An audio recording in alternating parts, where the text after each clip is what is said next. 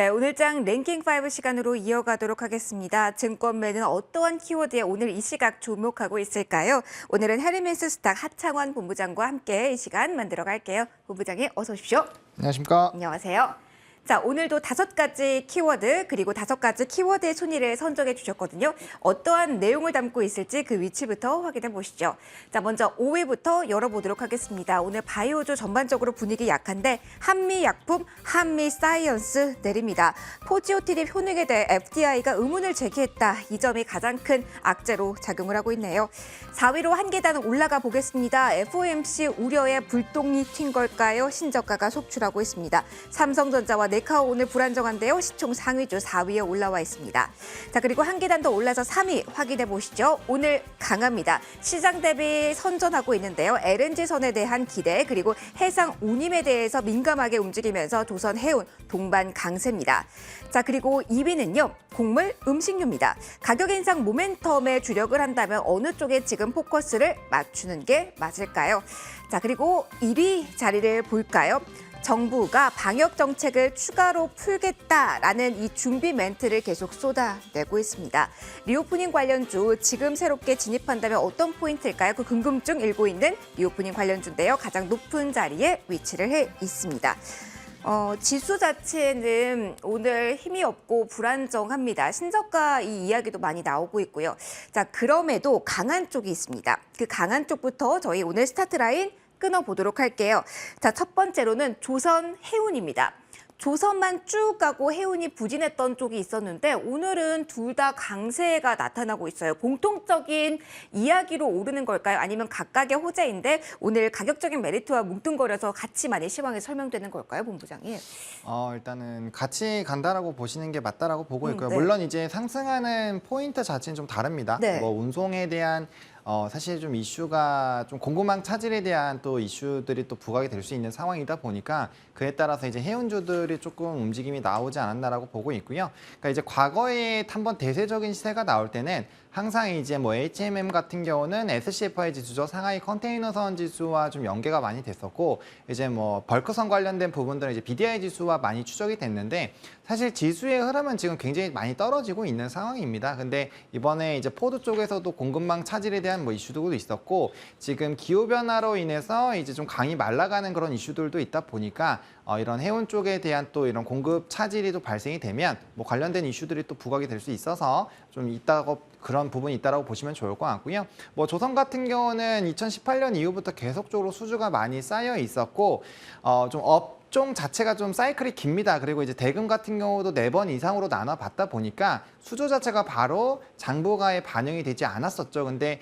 이런 에너지 대란 이슈는 계속적으로 진행이 되고 있는 상황이고 거기에다가 이제 이전에 수주를 받았었던 그런 이제 결과물들이 점점 장부가에 좀 반영이 되지 않을까. 그러면 이번 FOMC 이후에는 분명 실적 장세가 한번 강력하게 이루어지지 않을까라고 보고 있는데 거기에 따른 좀 기대감이 같이 붙어주고 있다라고 보시면 좋을 것 같습니다. 그래서 뭐 근데 이제 어쨌든 조선 쪽으로 같이 엮여 있는 부분이고 뭐 해상 운임 쪽에서도 결국엔 LNG 수요라든지 이런 수요가 늘어나다 보니까 조선 쪽에 이제 새로운 발주가 들어가는 게 있고요. 또 이제 공통적으로 IMO 2020 이후에 이런 운송이라든지 움직임이 나타날 때 노후 선박에서 다시 이제 주로 좀 교체하는 이런 주기들이 나타나고 있었던 그런 시그널들이 이전부터 있기 때문에 일단 큰 틀에서는 같지만 이슈들은 좀 각각의 포인트가 있다라는 부분 체크해 보시면 좋을 것 같습니다.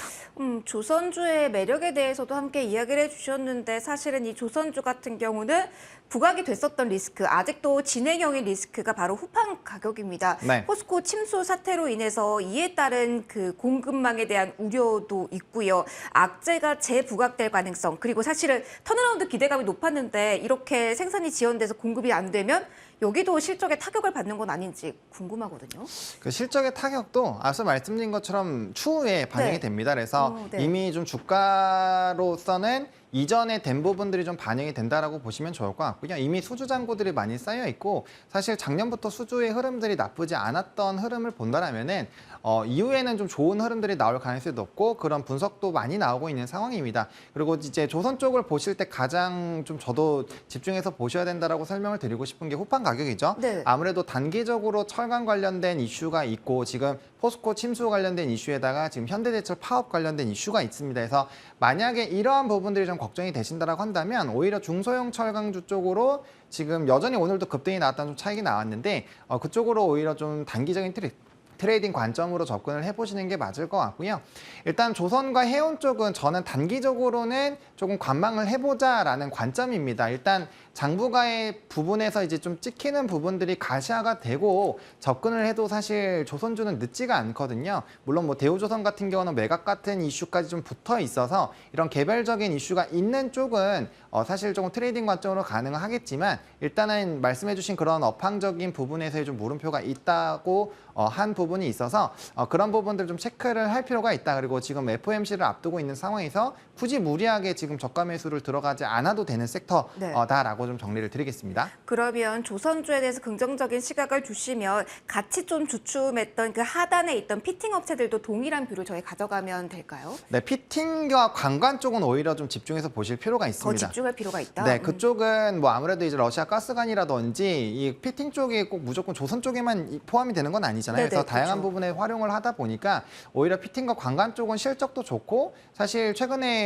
한 번 정도의 조금 뭐 성광밴드라든지 이런 대표 종목군들이 좀 출렁거림이 있기는 했습니다만 그 부분을 바로 좀 만회를 해주는 움직임들이 있었거든요. 그래서 피팅 쪽은 지금 하반기 넘어가서 내년엔 실적이 더 좋아진다라는 전망이 많은 상황이고 사실 그쪽도 공급 부족 이슈들이 좀 있습니다. 그래서 그런 부분으로 봤을 때 오히려 관광과 피팅 쪽을 좀 더 보시는 게 맞고 이 전반적인 이슈에서 좀 물음표가 생긴다라고 한다면 전 오히려 철강 쪽이 좀 기회가 되지 않을까라고 생각을 하고 있습니다. 뉴스를 좀 면밀히 살펴보면서 공략 포인트를 잡아보는 것도 중요할 것 같습니다. 조선 해운 쪽의 전반적인 분위기 우선적으로 살펴드렸고요. 다음으로 넘어가도록 하겠습니다.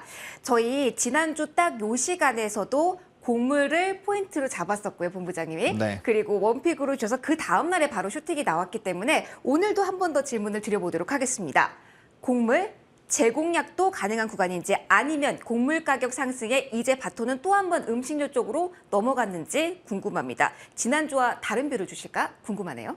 아닙니다. 똑같습니다. 똑같아요. 네, 예. 곡물주는 계속적으로 좀 봐야 된다고 보고 있고요. 네. 근데 이제 결과적으로 최대 수혜는 음식료가 될 겁니다. 그러니까 지금 곡물과 사료 쪽은 이슈가 이제 두 가지가 있죠. 지금 작황 부진에 대한 부분들 그리고 중국 쪽에서 가뭄이 지금 굉장히 좀 심하잖아요. 네네. 그게 라니냐 효과의 연속성이 있다라고 보시면 좋을 것 같은데 그런 부분으로 이제 단기적으로 작황이 어려우면 선물 가격이 굉장히 좀 많이 올랐죠. 그래서 네네. 그런 이슈들이 나오면 다연스럽게 뭐 대주산업이라든지 고려산업처럼 이런 곡물을 수입하거나 하는 쪽이 이제 급등이 나올 수가 있습니다. 근데 이렇게 그렇게 사료거나 곡물 가격이 높아지게 되면 결국에는 음식료 쪽의 가격을 높이게 되는데 곡물 가격은 지금 기후 변화로 인해서 연속성은 좀 나타날 것이다라는 전 생각은 있지만 변수가 될 수 있는 게 전쟁이 멈추는 거거든요. 네. 물론 지금 현재 입장에서는 러시아 쪽에서 멈출 이유는 없다라는 생각으로 인해서 좀 단기적으로 전쟁이 바로 끝날까라는 물음표는 있기는 하지만 어쨌든 이 만약에 전쟁이 멈추게 되면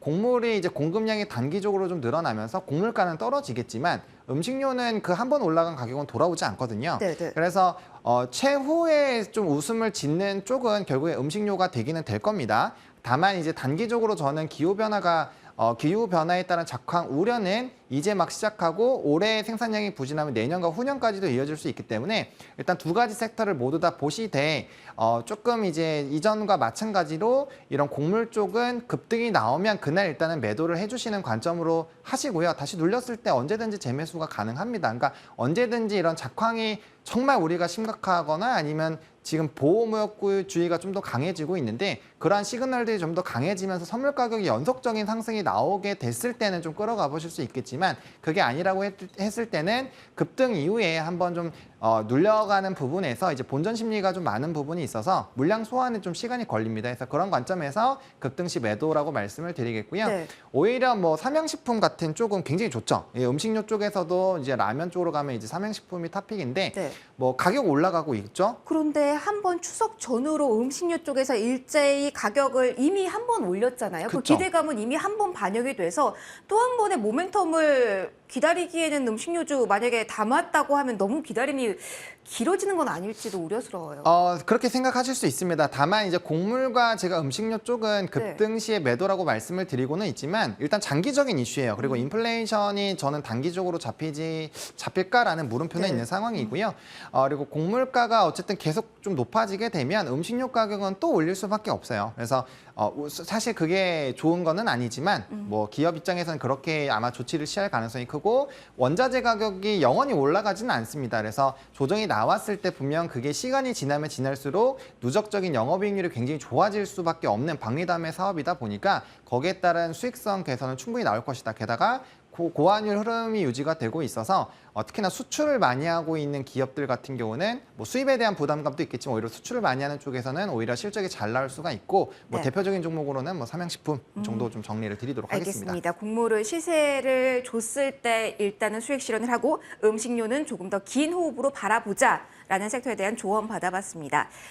저희 1위는 꼭 봐야 되니까요. 지금 바로 확인해 보도록 하겠습니다. 최근 분위기를 보면 이쪽으로 이제 본격적인 매수세가 몰리는 걸지 궁금합니다. 좀 넓게 잡아봤어요. 리오프닝 관련주. 일단 방역정책 완화에 대한 이야기들이 솔솔 나오고 있고 논의가 활발해진다. 처음에는 내년 봄이라고 했다가 조금 더 앞당겨질 수도 그리고 세부적인 정책이 하나 둘씩 나올 거라는 기대감이 고조되고 있거든요. 네. 본부장님께서는 지금까지 리오프닝이 나를 너무 힘들게 해서 줄 듯 안 줘서 안 가지고 있다가 이제는 가져야겠다라고 아직 리오프닝을 안 가지고 계신 분들에 한해서 네. 어떤 쪽을 지금 보시는 게 좋다고 조언해 주실까요? 사실 이게 좀 굉장히 좀 고민인데 네. 제가 이 관련된 이슈를 말씀을 드릴 때는 항상 카지노를 많이 말씀을 드렸어요. 맞아요. 그런데 또 그것도 일찍 가버린 것 같아서요. 네, 그래서 이제 카지노 쪽은 뭐 이미 주가가 좀 오르기도 했고 거긴 너무나도 많이 말씀을 드려서 이번에는 화장품 쪽을 조금 집중해서 말씀을 드리고 싶습니다.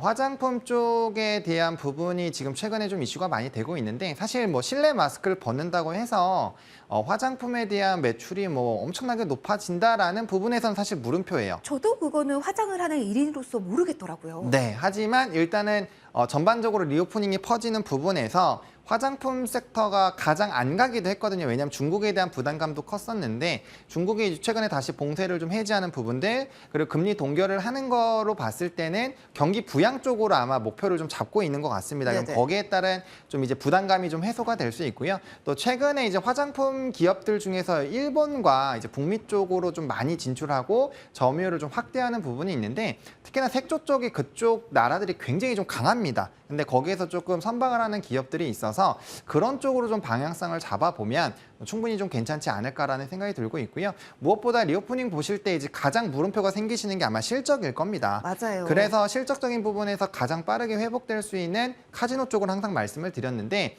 지금 이제 앞서 말씀드린 그런 지역으로 조금 수출 비중이 확대가 되거나 아니면 점유율이 확대가 되고 있는 기업들은 매출에서도 좀 그래도 유의미한 성장 흐름들이 나타나고 있고 어쨌든 연말로 가게 되면 뭐 관공제부터 시작해서 좀 화장품들에게 좀 한박 웃음을 지어줄 수 있는 한방의 실적을 또 나오게 해주는 좀 빅 이벤트들이 있다 보니까 지금 시점에서는 가격적인 메리트적인 부분에서도 그리고 수급적인 부분들 그리고 시장에서 이슈가 되고 있는 지금 초반 부분이다 보니까 지금 시점에서는 그래도 트레이딩 관점으로 충분히 접근이 가능하지 않을까라는 관점에서 설명을 드리겠습니다. 짧게만 질문 드릴게요. 그러면 그동안 외면해왔던 화장품 중에서 말씀해주신 호재가 부양에 대한 기대감, 광군제 이런 키워드였기 때문에 네. 중국 비중이 높은 화장품주 지금은 괜찮다로 저희 해석해도 될까요? 네. 지금은 괜찮다라고 보고 있고요. 일단 단기적으로 근데 이제 벌써 2번 정도의 시세가 나왔거든요. 네네. 그래서 매수는 상승할 때 추격 매수를 하시는 것이 아니라 다시 이제 상승 전 가격대까지 내려왔다가 이번에도 한 번 더 올라왔거든요. 그래서 네. 그 가격대가 왔을 때 부분에서만 조금 매수를 해보자라는 부분을 좀 첨언을 드리도록 하겠습니다. 그래도 아직은 트레이딩의 영역이라고 이야기도 해주셨습니다. 저희 오늘 이슈들 봤고요. 이 안에서 저희 원픽 꼽아서 조금 더 자세한 이야기 들어보도록 할게요. 본부장님, 원픽의 시간입니다. 좀 어려운 장이긴 한데 이 이슈 가운데서 어디에서 원픽을 택하셨을까요? 네, 1번에서 오늘은 선택을 했습니다. 그렇다면 말씀 계속해 주셨던 화장품 카지노 중에 네, 화장품으로 네. 이번에는 한번 해보려고 하는데요. 네, 어떤 종목 보세요? 아이패밀리 SC라고 리오프닝이라고 최근에 조금 많이 말씀을 듣는 종목일 겁니다. 그래서 이 종목이 리오프닝 관련된 기업들 중에서는 뭐 좀 관심도가 많이 좀 높아지고 있는 상황이고요. 앞서 말씀드린 대로 이제 색조 쪽에 대해서 굉장히 좀 강한 모습을 보여주고 있고, 특히나 일본 쪽에서 점유율을 많이 확대를 하고 있습니다. 그리고 차트적인 부분에서도 약간의 꼬리를 위아래로 만들면서 물량 소화해주면서 지금 올라가고 있고요. 3거래 연속적으로 좀 올라가고 있는 부분이고, 사실 이제 웨딩 쪽으로부터 시작을 해서 과거부터 좀 많이 알려진 기업이기는 합니다. 뭐 이슈로 좀 유명했었고요. 특히나 이제 로맨이라는 브랜드가 굉장히 좀 유명한데, 저도 이제 알아요. 예. 네, Z세대 네. 특히나 굉장히 좀 유명하고, 이 올리브영에서 그렇게 인기가 많다라고 합니다. 맞아요, 그래서 맞아요. 네, 이게 저가 쪽으로 굉장히 좀 유명하고, 지금 올리브영 점포가 약 1272개인데 1분기 기준으로 그중에서 지금 920개 점포에 로맨이 지금 있습니다. 그래서 앞서 말씀드린 대로 이제 연말로 가면 이런 또 행사나 이벤트가 굉장히 많을 것이고, 거기서 단기적인 수요가 굉장히 좀 많을 겁니다. 그래서 뭐 텐트라든지 그쪽이 굉장히 좀 강하고, 그다음에 이제 이 색조 쪽에서는 일본과 북미 시장이 굉장히 좀 큰데 네. 일본 쪽에서 점유율이 굉장히 좀 높아지고 있어요. 그래서 국내에 이런 수입 비중이 30%가 넘는데, 그중에서 또 일본 매출 비중이 아마 이 기업의 한 34% 정도가 될 겁니다. 그래서 매출 비중에 따른 좀 기대를 받을 수 있는 상황이다라고 보시면 좋을 것 같고, 특히나 이제 북미 쪽은 뭐 아무래도 화장법이 좀 다양하다 보니까 그렇죠. 색조 쪽에 대한 수요가 좀 많거든요. 그래서 거기에 따른 수혜도 충분히 바라볼 수 있고, 사실 립 틴트나 이런 쪽으로만 좀 많이 포커스가 되어 있다 보니까 상품에 대한 다양화도 좀 진행을 하고 있거든요. 그래서 이런 다양성에 대한 또 수혜도 나올 수 있다라는 부분들, 그리고 뭐 실적적인 부분에서도 추가적인 상승 여력이 좀 있다 보니까 뭐 해당 부분들을 좀 집중 포인트로 잡아보시면 좋을 것 같고요.